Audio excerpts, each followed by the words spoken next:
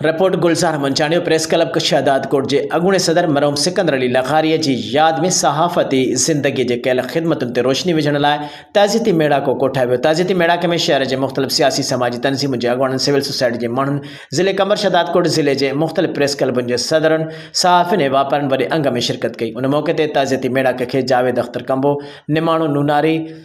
वाहिद Kalani, Zulfiqar Soomro, Mir गैबी Khan Mugeri, Mohammad Yusuf combo, M Ishaq Buzdar, गुलाम Abbas Magsi, S UP अगवान हमल खुश्क, Mohammad Ali Magsi, Shabir Ahmad combo, शहीद भुट्टो अगवान वज़ीर अली खोसो, नसीर सिलरो, करम मगसी, डॉक्टर इम्तियाज़ शेख, हाजी खान सुमरो, कामरेड शोबान जमाली समेत ॿियनि मेड़ाके खे ख़िताब कंदे चयो त मरहूम सहाफ़ी सिकंदर अली लखारी हिकु बहादुर बेबाक सहाफ़ी हुयो, जंहिं पंहिंजे कलम वसीले शहदाद कोट जे बुनियादी मसइलनि, जंहिंमें पीअण जे पाणी, सिहत जे इदारे, तालीमी इदारनि, रोडनि रस्तनि समेत हर इशू ते लिखी पंहिंजो फ़र्ज़ु निभायो। सिकंदर लखारी ख़बर ते कॾहिं बि ख़बरुनि ते कॾहिं बि सौदेबाज़ी न कई ऐं मसइला आला ऐवाननि ताईं पहुचाए उजागर करण सां गॾोगॾु हल कराया।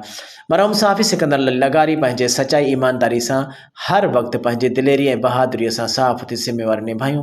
हमेशह आवाज़ बुलंद कयो, कॾहिं बि कंहिं आॾो न झुकियो ऐं सहाफ़ियुनि जी बका लाइ जीतोजहद पिणु कई। सिकंदर अली लखारी शहदाद कोट प्रेस क्लब जो 2 भेरा सदर ऐं 2 भेरा जनरल सेक्रेटरी पिणु रहियो। ताज़ियती मेड़ाके जे शुरू थियण खां अॻु में मरहूम सहाफ़ी जे रूह खे ईसाले सवाब ख़ातिर क़ुरान ख़्वानी कराई वई, जॾहिं त आख़िर में ख़ैरात जो लंगर पिणु तक़सीम कयो वियो।